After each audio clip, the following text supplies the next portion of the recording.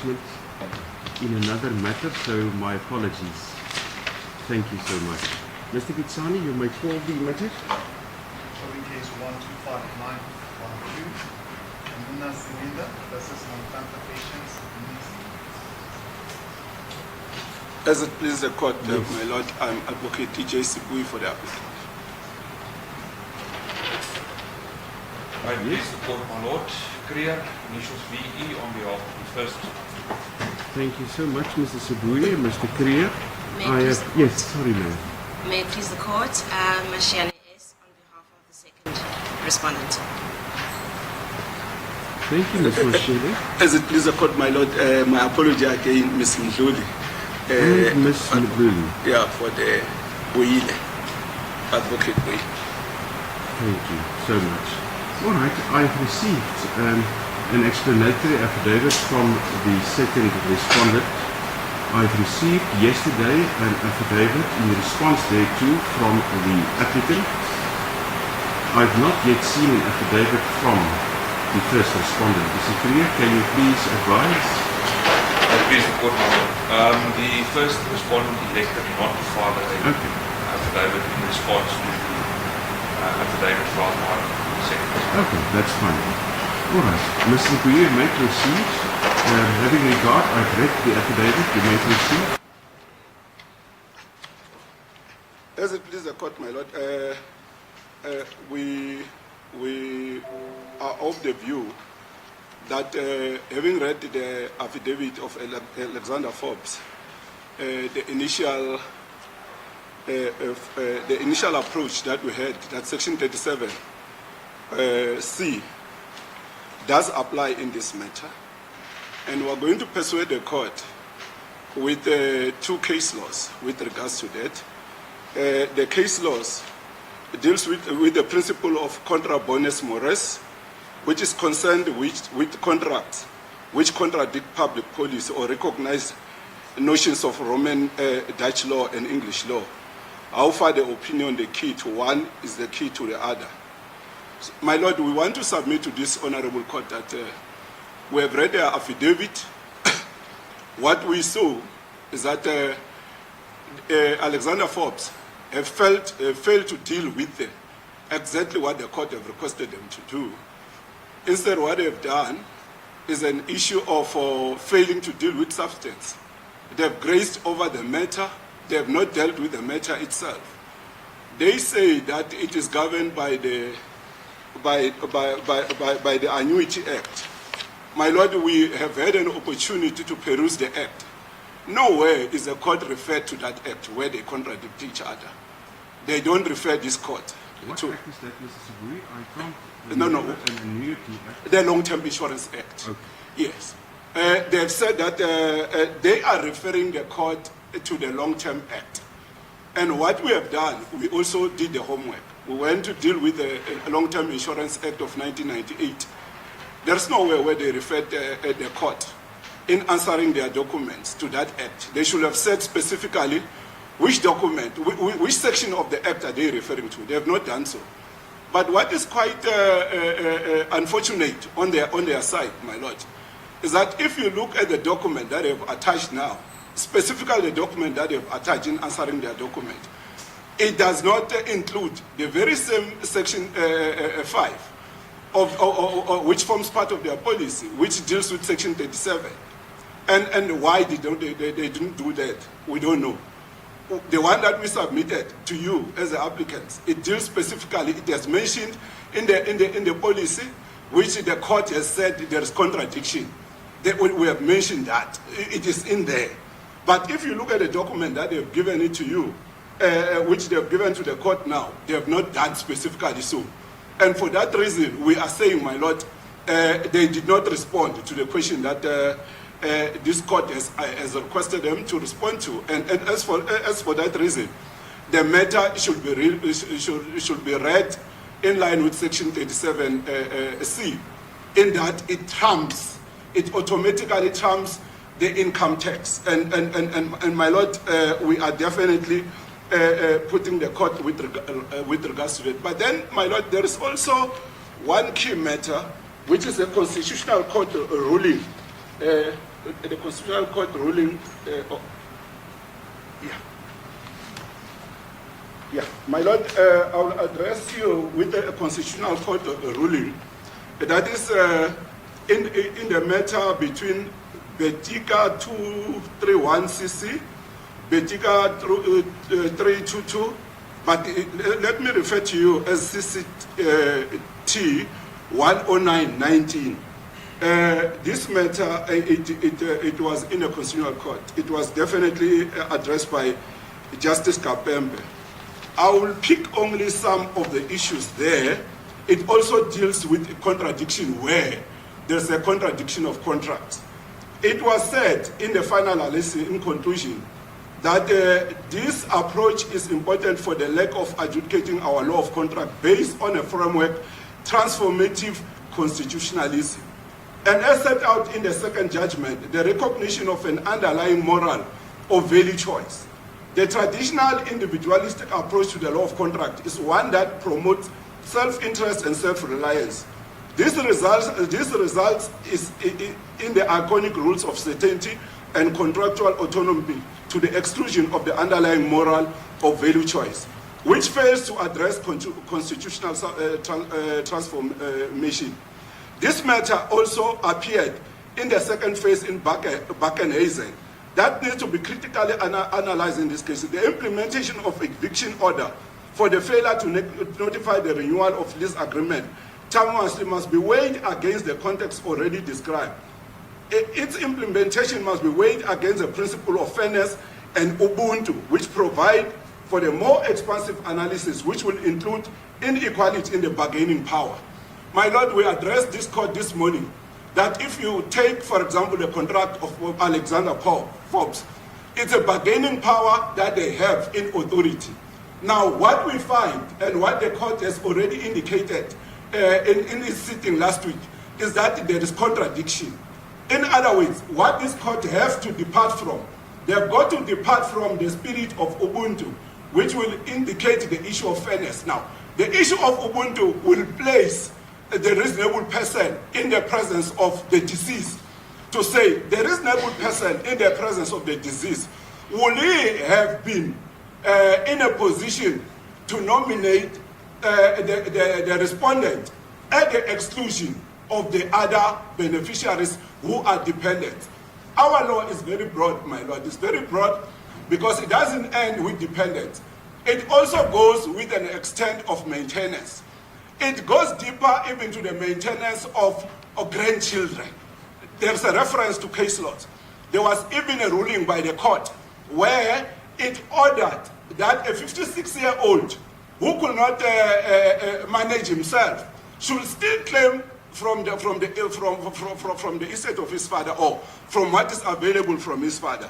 So we are saying, my Lord, the issue of contra bonis mores and also the issue of contra preferentum should then apply in line with the case law that I have submitted. But my Lord, we also have an issue here. We also have an issue.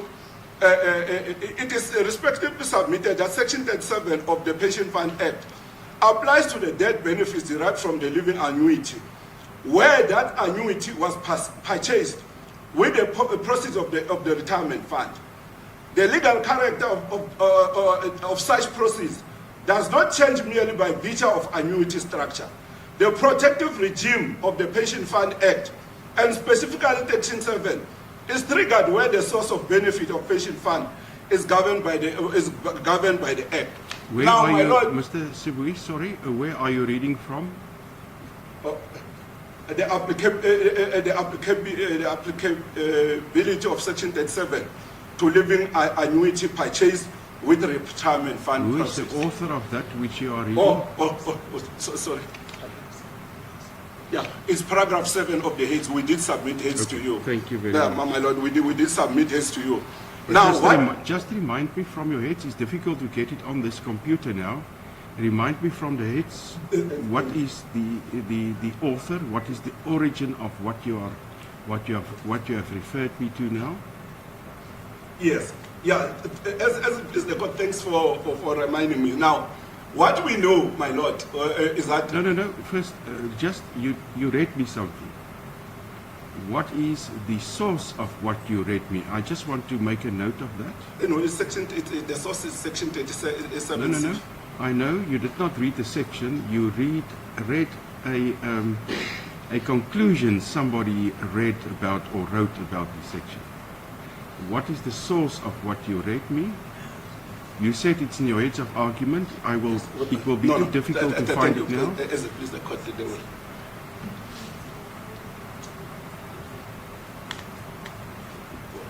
Okay.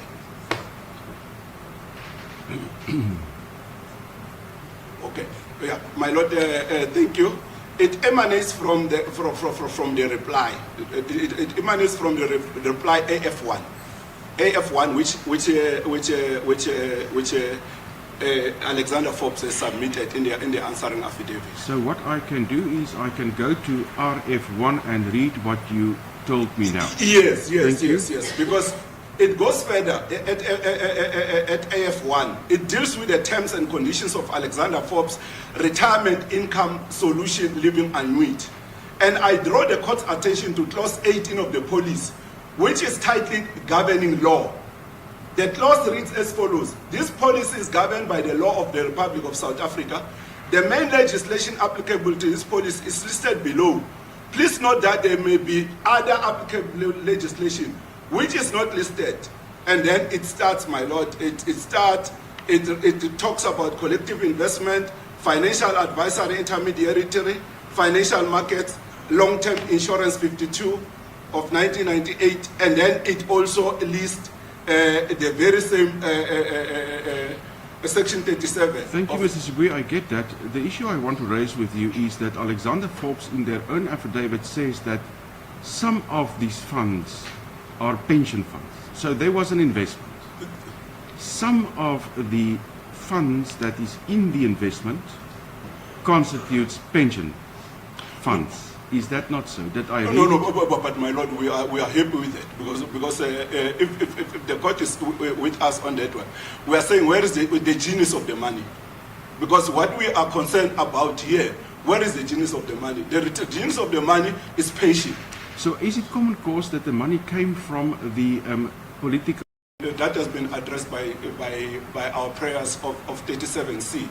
The prayers of 37C says the money will remain at Alexander Forbes, and it is money that belongs to dependents.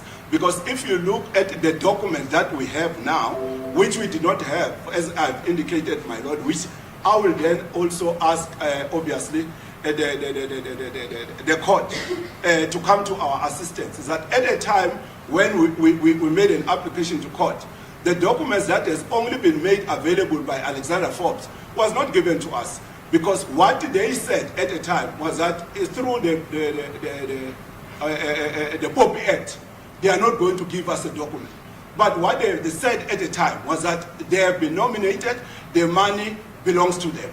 So, my lord, if you look at 37C does not deal with Part B, because 37C is clearly indicating that the moment the court rules, then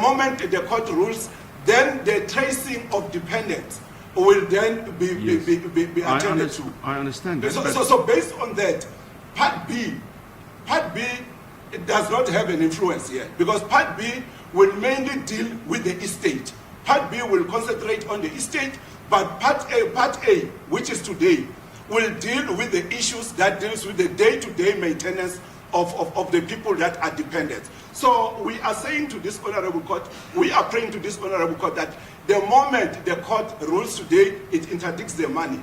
Then the work starts, because the work starts by tracing the dependents.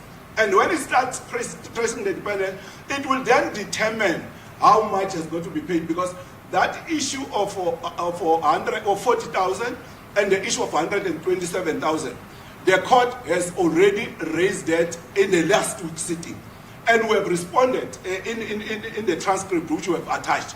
We have responded to say we are with the court. It will not be for the court to determine that 127 must be paid to the university, but it will be for the trustees to sit and determine that. And also, The issue of Part B, as I've indicated, is not influenced, my lord, by Part A, because once the court agrees that Section 37 applies, then the work starts. But you my see, lord, sorry, Mr. Sibuyi, before you go on, this is the issue. Today you want protection of the money, am I right? yes. All right. Does any of the parties have a problem with that, Mr. Creer? That the money be protected pending finalization of Part B? Well, that's the whole argument of the first respondent side is that Mr. Sibuyi, may I proceed? Sorry. Yes, sorry. please. Section 30C of the Pension Fund Act is not applicable. It's an All right. investment and that the money should go. All right, thank you, I've got you. Thank you very much. Mr. Sibuyi, anything else? Any other argument? My lord, at a time we wanted to read, except as provided for, it says, except as provided for in Rule 6.4. The pension of each member who becomes entitled to pension in terms of Rule 5 shall be purchased in his or her name from a registered insurer of his or her choice. The member may choose to purchase multiple pensions if she so wishes. The terms and conditions applicable to any of each such pension, including options elected by the member, and the determination of any benefits arising on his or her death, shall be that is compulsory,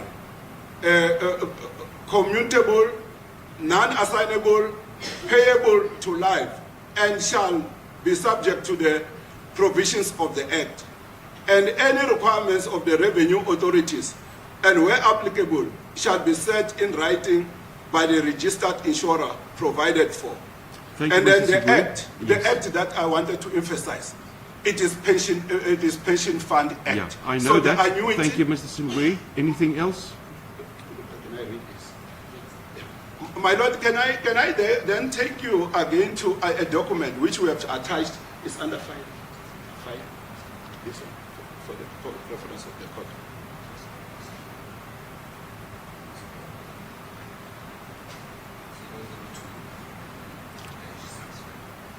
(002), my lord, 002 stroke dash 56. Oh, 655. I want to refer the court to that document. This was a communication between Mr. Mabuza, assistants, or the main person responsible at Alexforbes. It was written by 11 September 2025, and it referred to Mr. Mabuza's ID number. It was written by Mabuza's daughter Lindane, and the purpose of that document was to check with them as to where are they with regards to the distribution of the fund. But we find here, to the Honorable Court, it's written by Andrew Leventis, who is from Alexforbes. Dear Lindane, thank you for the chat yesterday and for giving me information about your family. I understand you are going to the master's office on Monday. I've attached a recent statement of your late father's living annuity, which shows full name of the beneficiary. We had a recent discussion with David. David refers to the deceased. And he wanted to change the beneficiaries, and we did send in the paperwork to do so. He mentioned he wanted to nominate children. And I said all we needed was details of the children to sign a beneficiary nomination form, which we sent to him. His PA, Lerato, knew about this. I'm saying it is very important for me to submit this to the Honorable Court, because, my lord, the person who wrote this is the main person responsible with the fund at Alexforbes. And this person does clearly state to us that during the time, or at a time, when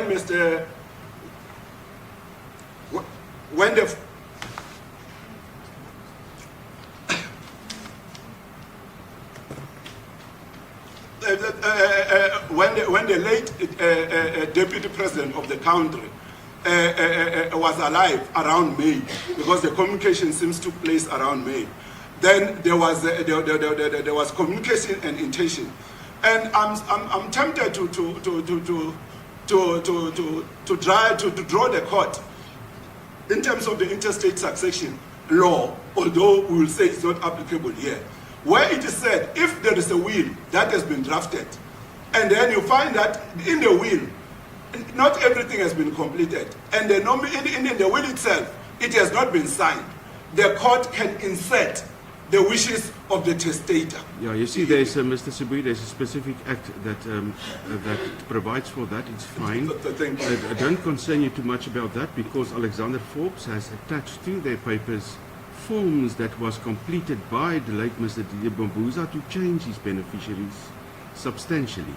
But apparently not everything was completed, and therefore the change did never take place. Alexforbes was forthcoming enough to disclose that to the court. So you can accept that, I accept, that he wanted to change his beneficiaries, but it never materialized. I'm very happy, madam. Anything else, Mr. Yeah, no, my Lord, I definitely want to close my argument by saying that we have submitted whatever we have to submit it. We still submitted to this honorable court that the ruling of the court that there is contradiction within the document, the policy document, and the nomination form of Alexforbes still stands. It has not been addressed. And further, that the issue of the form and substance, AFRIS LA certificate expressly refers to a retirement fund income solution, living annuity fund with fund registration number. By using the pension fund terminology and presenting itself as a fund, the product assumes the character of pension provident fund, a benefit, not a pure insurance policy. Courts look into the substance and the purpose of the product, not merely its label, as illustrated in S versus De Beer in 1978/2 SA 140T. In integration with retirement, the living annuity in this case was passed with the retirement fund structure and directed with the private insurer by free choice.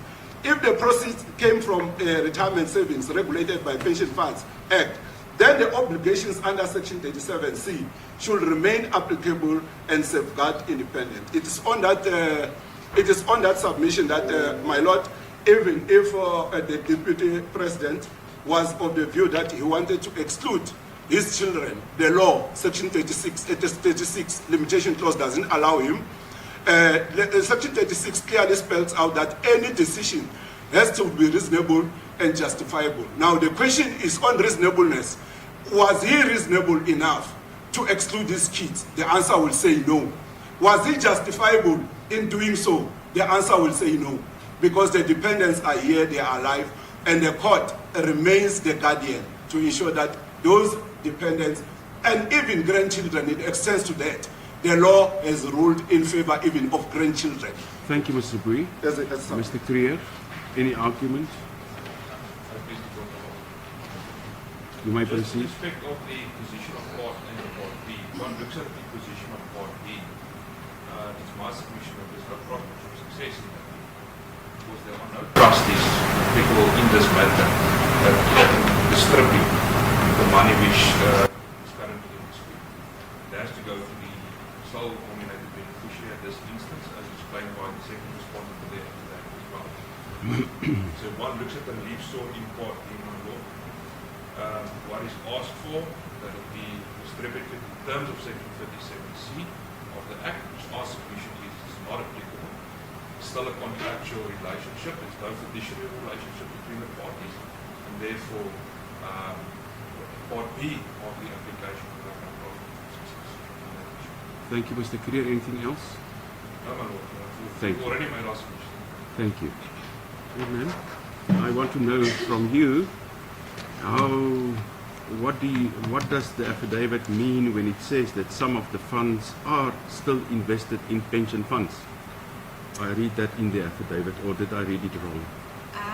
My Lord, I'm prepared to go through, I suppose, the argument as I've done in my explanatory No, I affidavit. want that answer. You can then address me on your argument, but that is the first thing I want to know. Please repeat the question, my Lord. The question is this: Did I read correctly in the answering affidavit that, or the explanatory affidavit, yes, so thank you for that, that some of the funds are indeed in pension funds? My lord, I believe you may have understood the point incorrectly. Or I just read from the affidavit where that averment is made. Quickly find it, and then you read it for me.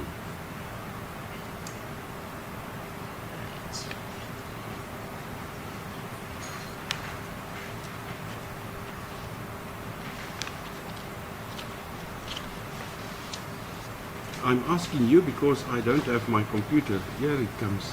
So let's look together. You look for it, I will look for it. Okay, Thank you. that would be helpful, my lord.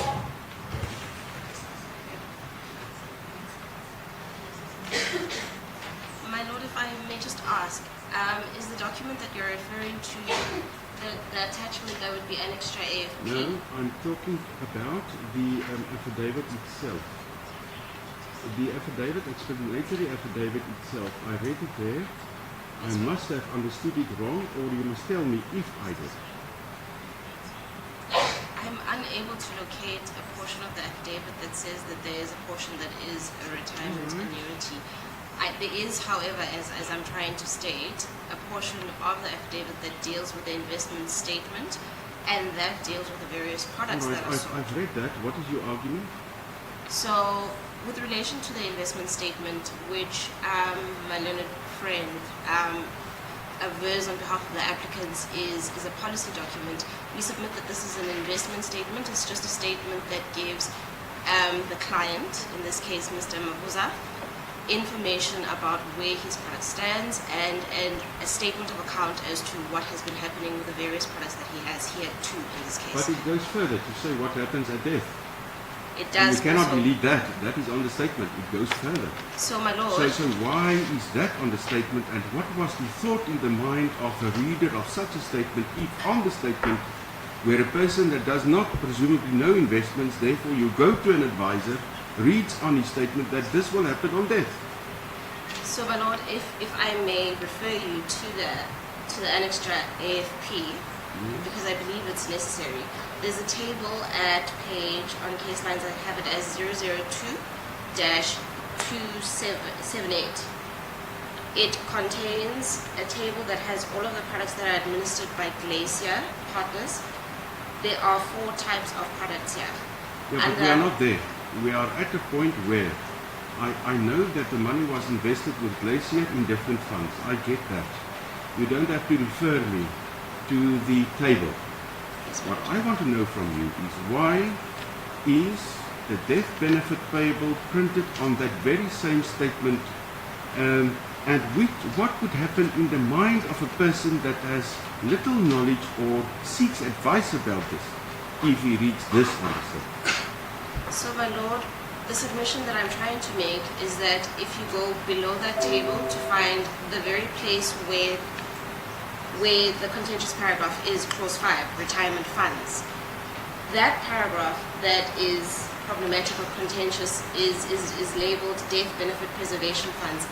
My lord, what I was trying to submit, if you would allow me, is that if you look at the table, preservation funds appear under registered retirement funds. They're administered, the custodian is a registered retirement fund. There are 4 such products, and I've named them in the explanatory affidavit. The intention of the general terms, whilst I may admit are not necessarily glamorously written, Okay, so sorry to interrupt you, was some of the funds invested in those 4 authorized pension funds? Absolutely not. It's a general set of terms that applies to all of the products that are set.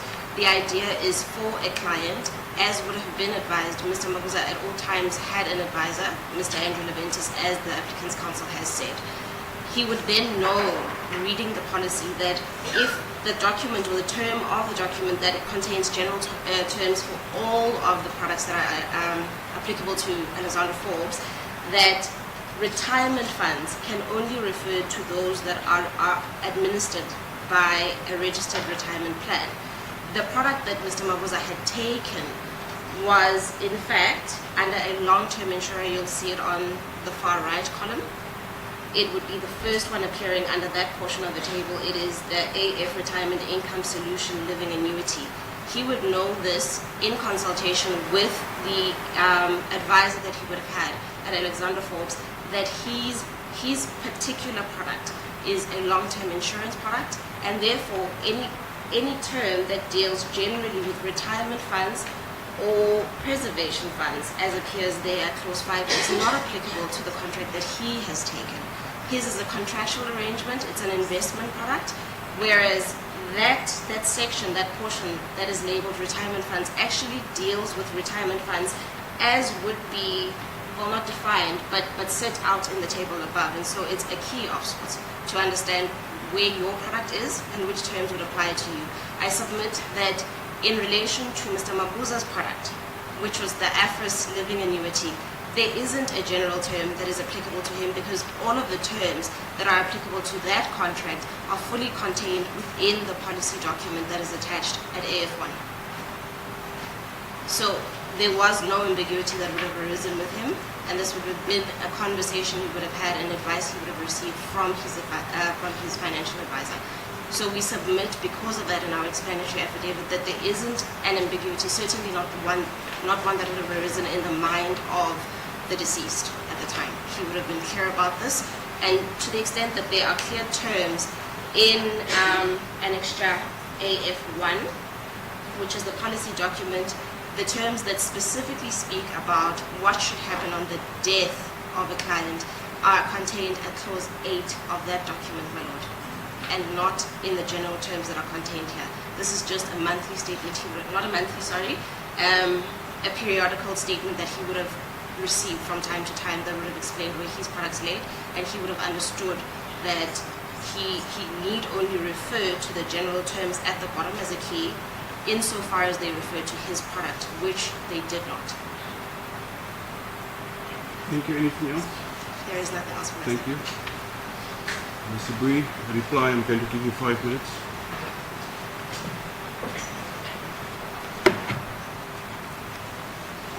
My Lord, I refer to you that I refer to the Honourable Court to the investment statement, which is part of the policy.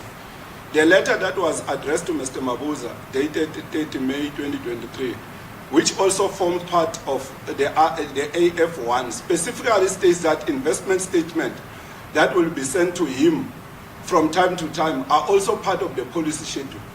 It is therefore incorrect for the second respondents to state that the investment statement is not a legal document. It forms part of the legal document.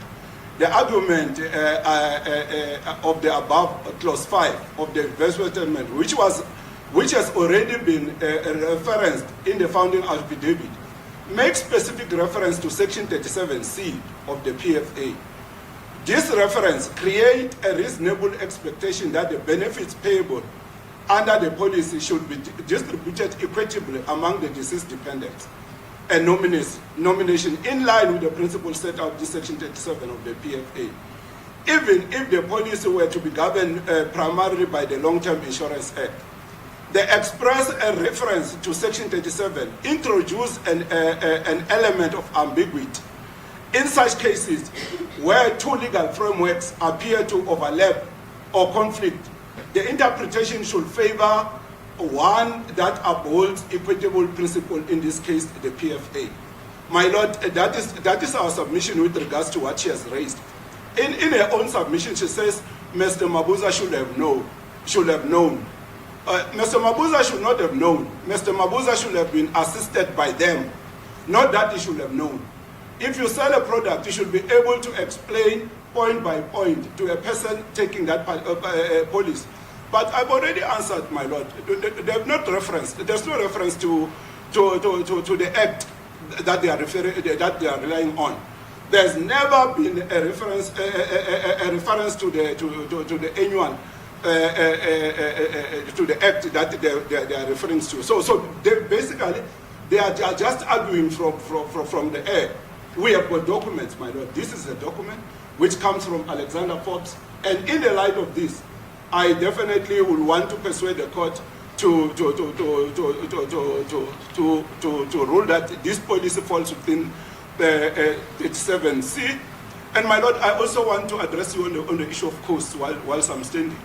The issue of cost is very, very important. Last week, Tuesday, when the matter came before this honorable court, the ambiguity was raised by the court. It's in the papers. There's ambiguity in their own documents. Alexforbes should fall on their laurels. They need to pay the cost on attorney and client scale for last week.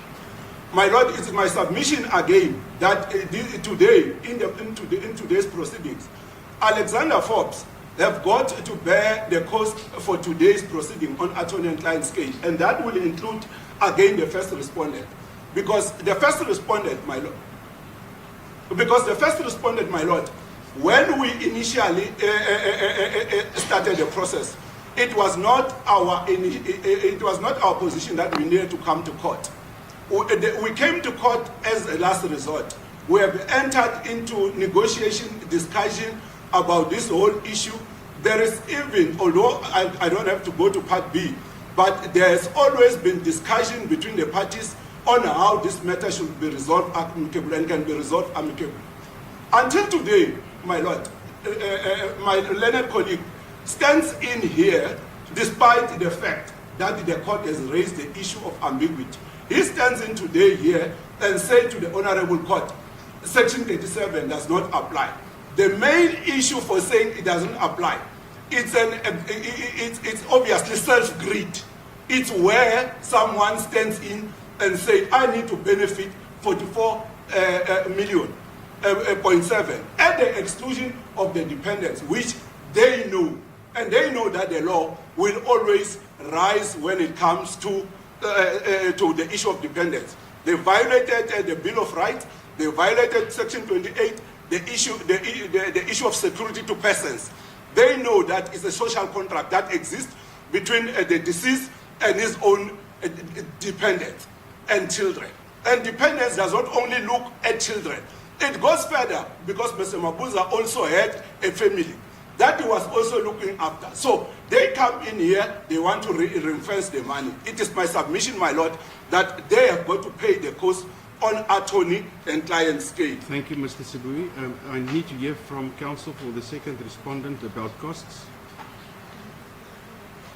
My Lord, the submission about costs comes as a bit of a surprise. I submit that at all times, Alexforbes has not opposed this matter and has steadfastly stated that it would abide the court's decision. To the extent that we are here and have filed an explanatory affidavit, it was simply to come to the court's assistance in clarifying what may have been perceived as... I understand, but it is as if you are, Alexforbes acted like Pontius Pilatus, I don't know, to wash your hands and don't care, because there is a big dispute about 44 million rand amongst family members. And what concerns me is that you, as a company who obviously advised late Mr. Mabuza, now come to court first and say nothing, and then you say you abide. It is like, we don't really care. Isn't it so? Or is my thought about this wrong? I cannot agree with that postulation, my Lord. I do not believe that Alexforbes has washed its hands off of the situation. I believe that the case is a contentious one, and there are interests on both sides that are very important interests, and we did not sit back, but knowing the position that we have based on the contractual arrangement we had with the deceased, we found that it would be better not to oppose the relief sought, but to rather ensure that the court can give a decision based on what... Yes, but I had to prompt you to help the court. I had to ask for affidavits. This matter could have been disposed of last week. If you did what I am of the view the right thing, to give proper information to the court about the product that your client sold. I understand that, my Lord. Thank you. Mr. Creer, costs? Please, the court would have noted from the stance of the first respondent that we didn't ask for cost on a punitive scale. Cost should follow suit. This with regards to perhaps the wasted costs, as the court would indicate, the second respondent did provide some clarity on certain issues.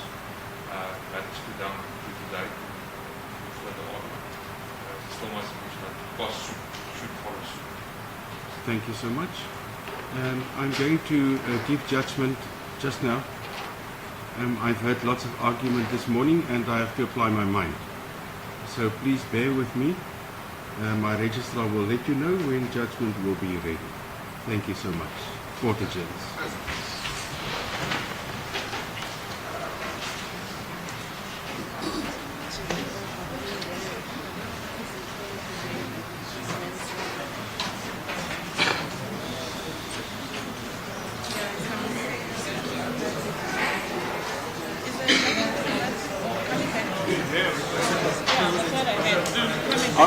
Don't delay. Don't delay with the judgment. He is ready. He is ready.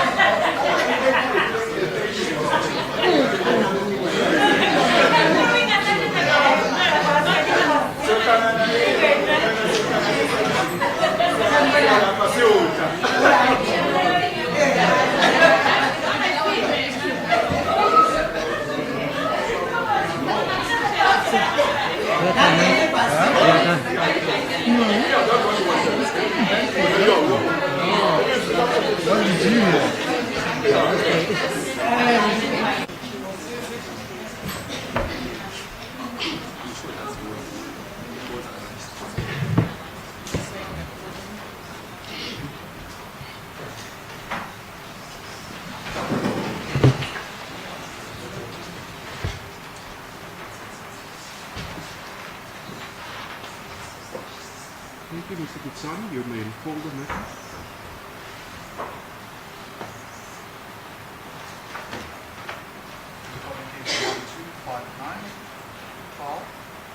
Tamara Silinda versus Nonhlanhla Mnisi.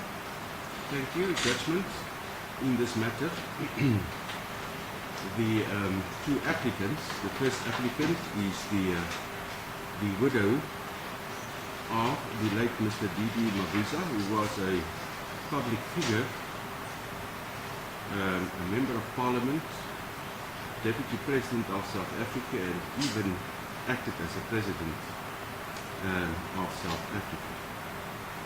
Unfortunately, he passed away and he left behind a substantial amount of money to the tune of 44.7 million rands,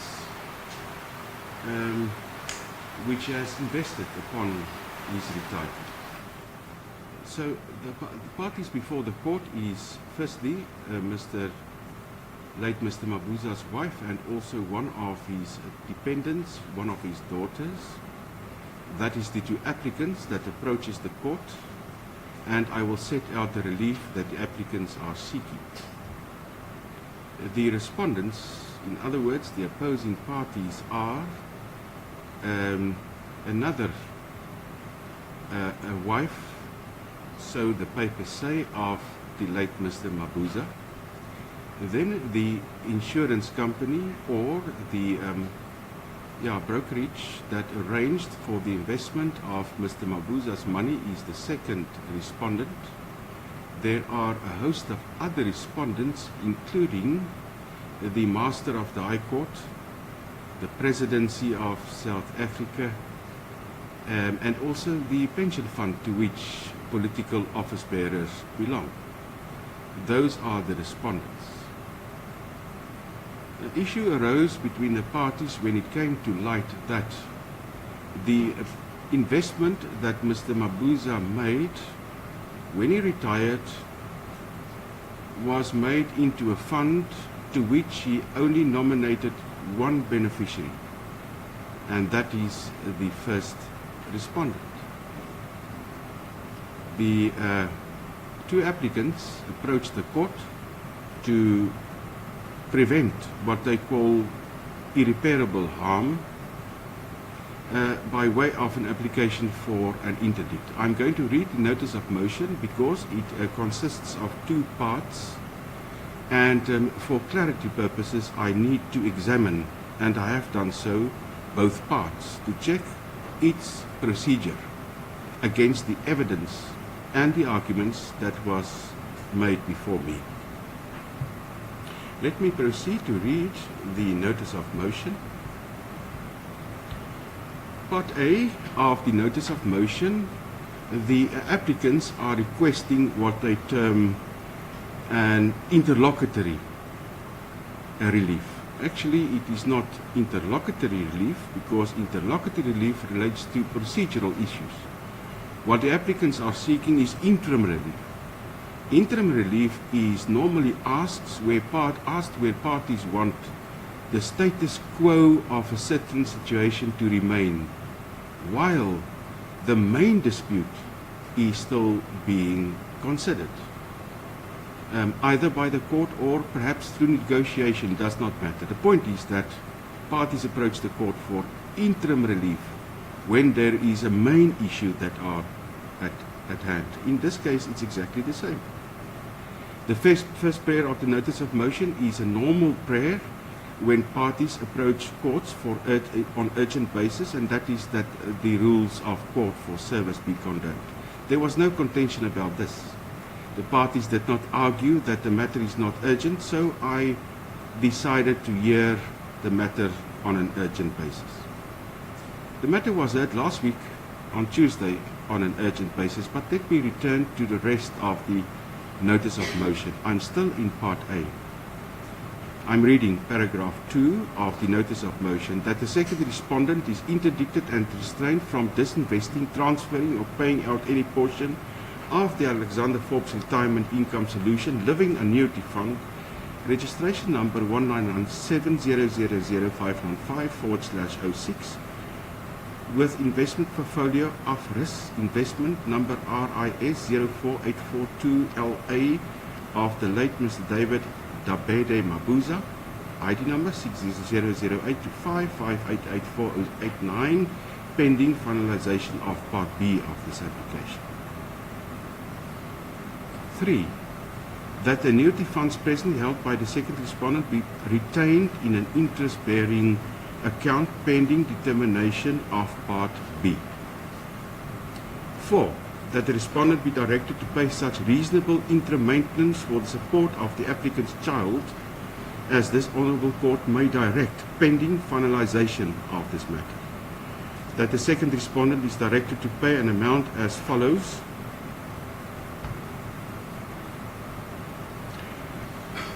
Paragraph 4.1.1 127,990 rands of tuition of the second applicant's every year,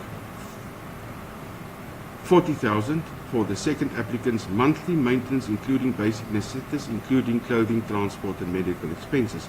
Paragraph 4.2 directing that the first respondent to grant the applicants and the deceased dependents reasonable access to the family home in Barberton, Mpumalanga, where the deceased was buried, for the purpose of exercising their cultural and family rights to visit and tend to deceased's grave, and then there's prayers regarding costs.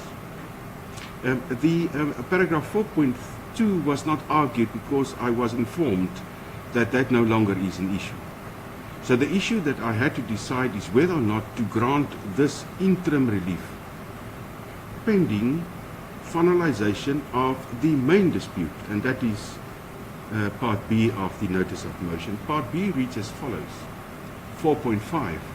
declaring that the nomination of the first respondent as the sole beneficiary of the deceased living annuity be stayed pending finalisation of Part B. Let me just stop here. Clearly, this paragraph was at the wrong place because it seeks interim relief under the heading of Part B, which is final relief.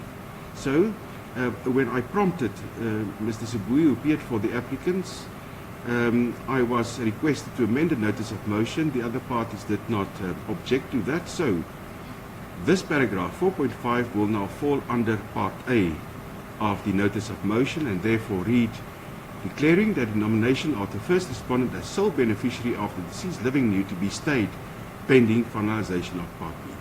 So, the interim relief that I had to consider was pending the final dispute, and that is in paragraph or Part B of the notice of motion. I've inquired from the parties and Mr. Sibuyi in particular that the papers in Part B has not closed yet. By that I mean that all the evidence that forms part of the relief sought in Part B is not before the court. What the court has before it is the evidence for consideration of Part A, together with the evidence that I requested to get certainty over certain things from the second respondent, where the matter was heard last week Tuesday. But let me explain or read Part B so that the connection between what is requested in Part A can be understood against Part B. Remember, I said that Part A is an interim measure to retain the status quo until the main dispute, which is Part B, is finalised. Paragraph 4.6, that the decision to allocate 100% of the death benefit of late Ms. David Mabuza to the first respondent be reviewed and set aside. Declaring that the annuity constitutes a patrimonial asset or financial resource of the deceased which must be made available for the benefit of his dependents. Directing the second respondent to distribute the proceeds of the annuity equitably in accordance with Section 37C of the Pensions Act among all lawful dependents of the deceased, including the applicant's child. 4.9. Alternatively, and only in event that Prayer 4.4 is not granted, directing that annuity be retained pending an inquiry into the deceased dependents and their needs, with liberty to any interested party to approach this court on supplemented papers. I need to stop here. The reference in this paragraph to paragraph 4.4 above is incorrect because paragraph 4.4 is in Part A. I presume that this reference to paragraph 4.4 is actually paragraph 4.6. But that is just aside. We get the notion of what is requested as final relief. 4.10, setting aside the posthumously issued marriage certificate obtained by the first respondent, costs of suit in the estate, granting further or alternative relief. There, the full picture therefore emerges. The ultimate dispute is what must happen with the 44.7 million rand. Must it be distributed in terms of Section 37C of the Pensions Fund Act or in any other manner? That is the ultimate dispute. Together with this dispute, which I have identified when I engaged the parties when the matter started, the simple dispute is the following. Whether or not this transfer of the monies was in terms of Section 37C of the Pension Funds Act, or did the money go and was it invested into a kind of investment where any person can nominate any beneficiary it likes? Because there are strict rules when money is invested in a pension fund. Then the trustees of the pension fund has an obligation to do certain things and to distribute the money fairly amongst those people who need it the most. It must investigate the situation. When I heard the matter last week Tuesday, I was concerned about discrepancies between the policy document, let me call it a policy document, but as a matter of fact, it constitutes an agreement between Alexforbes and the late Mr. David Mabuza, and the statement that was given to him. The question that arose was whether or not this investment constitutes an investment in terms of the Long-Term Insurance Act, for then the Income Tax Act applies and a person can nominate the beneficiary. It's your choice. You don't have to account to anybody. Or is it an investment in terms of Section 37C of the Pension Funds Act? Because then you can nominate the beneficiary, but your nomination will come to naught if there are other people that requires money more. Now, this is the simple issue. Do I grant an interim order to preserve the status quo until the main dispute is decided? In my mind, to decide the main dispute, which is fully encapsulated in Part B of the Notice of Motion, will be premature, because the parties still have to file all their affidavits. The pleadings are not closed. I can therefore not venture into what a court will decide at one time in future without even having all the papers before me. I will not go there. I will concern myself with Part A of the Notice of Motion, which is an interim measure. But here is the difficulty. Part A of the Notice of Motion also requests certain maintenance requirements of the second respondent.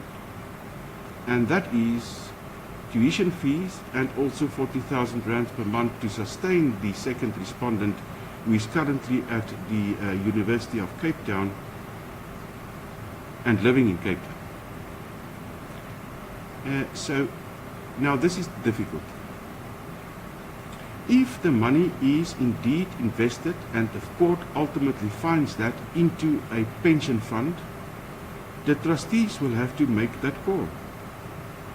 The second respondent would have to submit whatever she needs, and all the other respondents should submit what they ever needs, and then the court must make a the trustees must make a determination. It is not the court's job to make such a determination if the money is invested in a pension fund. To do so would be premature, because in terms of the Pension Fund Act, especially Section 37D thereof, there is a process. If any person is dissatisfied in the manner in which monies were distributed, they can, in terms of Section 37D of the Pension Fund Act, approach the trustees, and there is administrative provisions to provide for that. So to intervene there now as a court will be premature. The court will have to allow the trustees to first make a call, do their job, and if anybody is dissatisfied, they can use the procedure under Section 37D of the Pension Funds Act to voice their concerns. Therefore, I should be clear that the reason why I requested further information is to satisfy myself about one of the requirements for interim relief. In law, we call it an interim interdict. One of the requirements for an interim interdict is the person that wants interim relief. So the person that wants a status quo to remain must convince the court that there is a prima facie right. A prima facie right is a right that might be open to some doubt. So it's a right that is not finally considered or decided, but there appears to be a right. That is what a prima facie right is. So a person, like in this case of the applicants, had to convince the court that at least there might be some prima facie right they are entitled to for them to obtain an interim interdict. And I had to determine if there is such a prima facie right by requiring Alexforbes to give me more information, because I could not determine that only by looking at the discrepancies between the two documents. Unfortunately, after having read the affidavit of Alexforbes, I'm not entirely convinced about how this money morphed from protected pension funds to no protection. That will have to be explained, and that will have to be explained in Part B of the Notice of Motion. So the reason why I request to conclude on this for more information is to determine whether or not there is a prima facie doubt, a right that might be open to some doubt, and I'm transparent in this regard. I still have doubt in my mind whether or not the applicant is entitled to demand that the money be dealt with in terms of Section 37C of the Pension Funds Act, but that doubt does not prevent me from granting an interim order.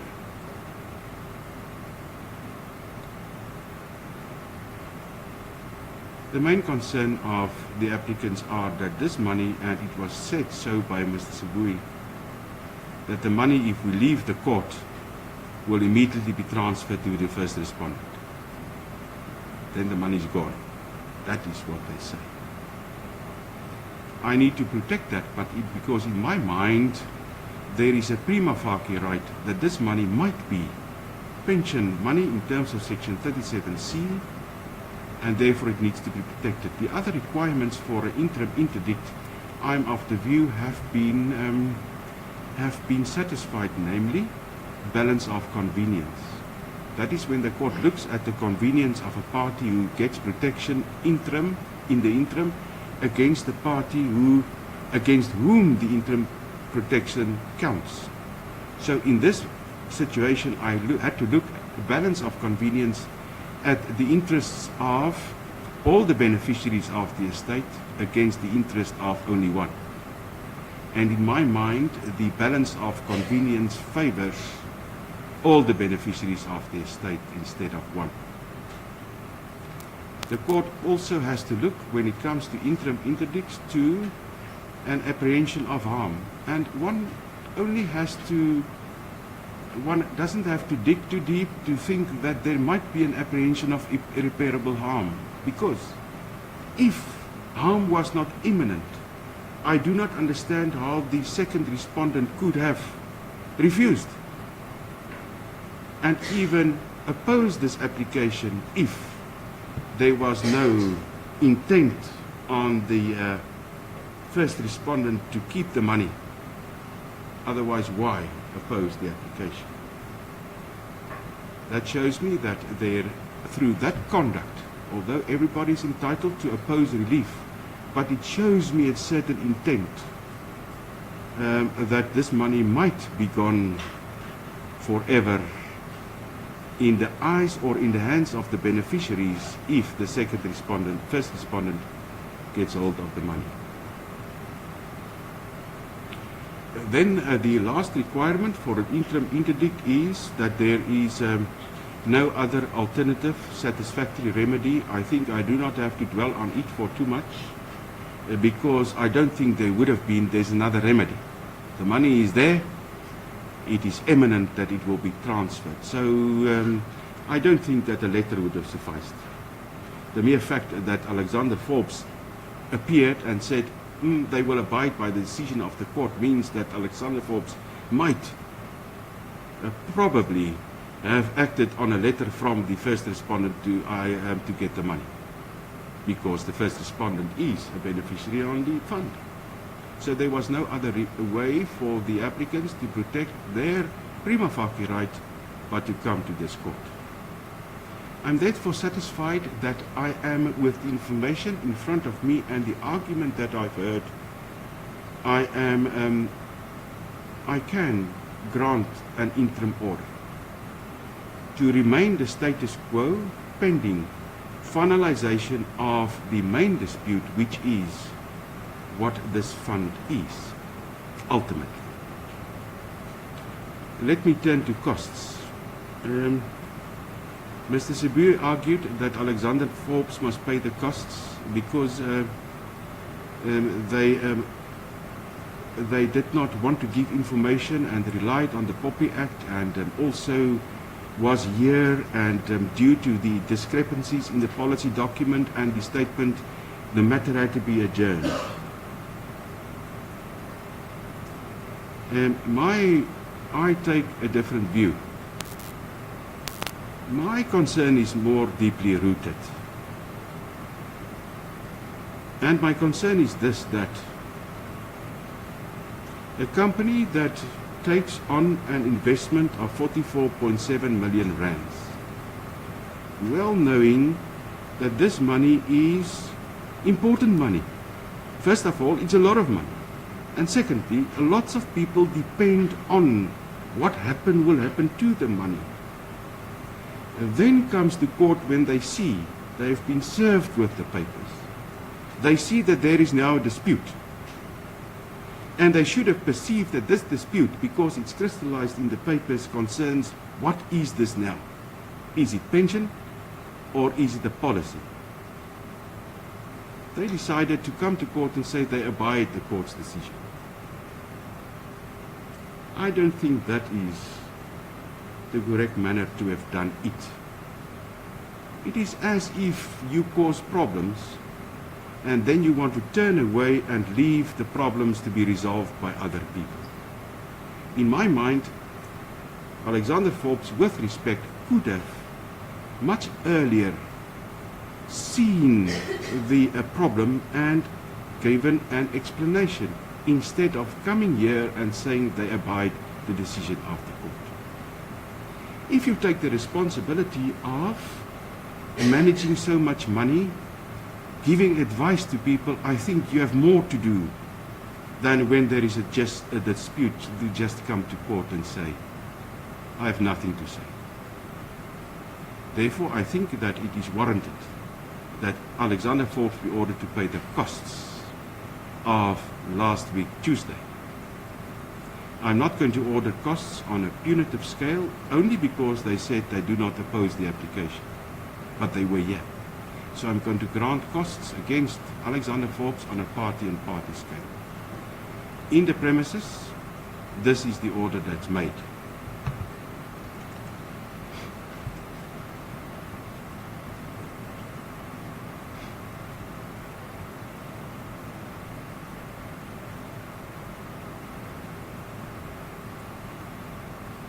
The second respondent is hereby interdicted and restrained from disinvesting, transferring,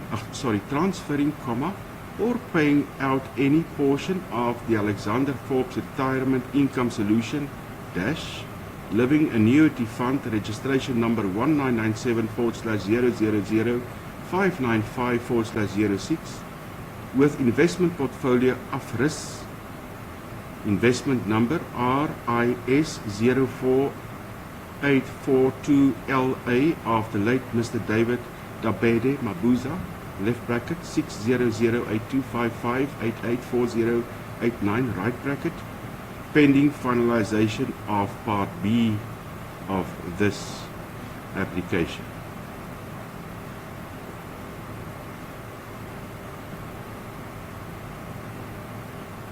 2. The second respondent is ordered to pay the costs of the applicants and the first respondent occasioned by the hearing of, what was the date on last week, Tuesday?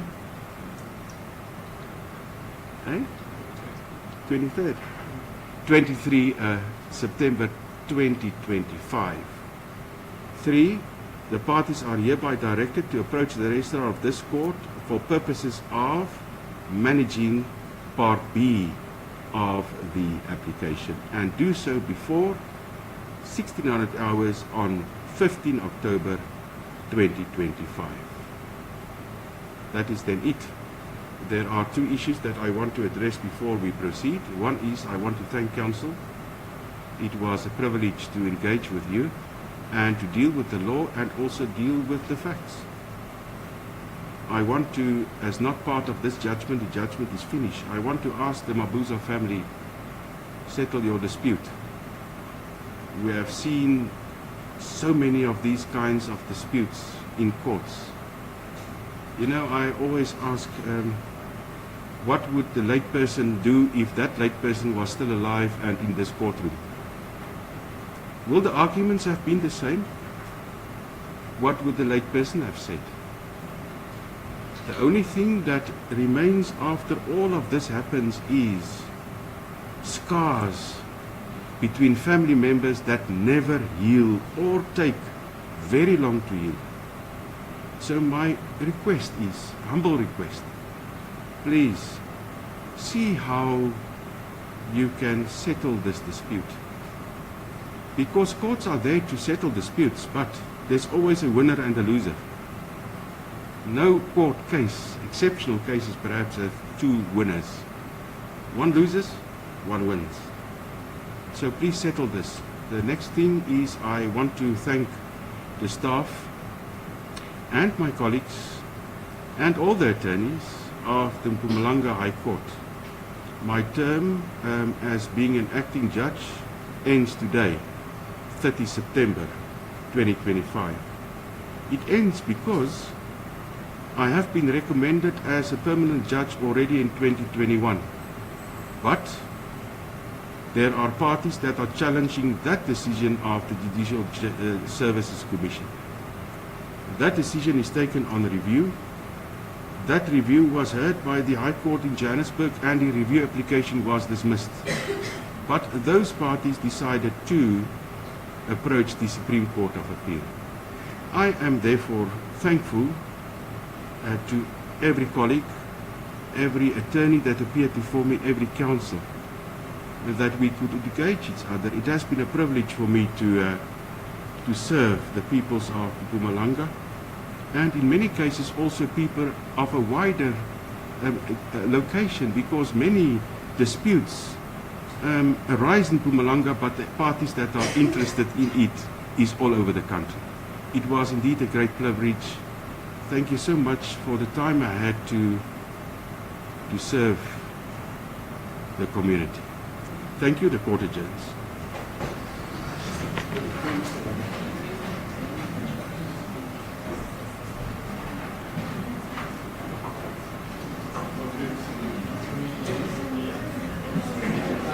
No, I'm going to tell him I'm only in the Supreme Court. Huh? No, I'm going to represent him. I will be on the way that to the Supreme Court. You can't miss this. This is the only judge, I'm telling you, this is the only judge in this division who was able to confront difficult cases. And I can tell you, if we are, no, I'm going to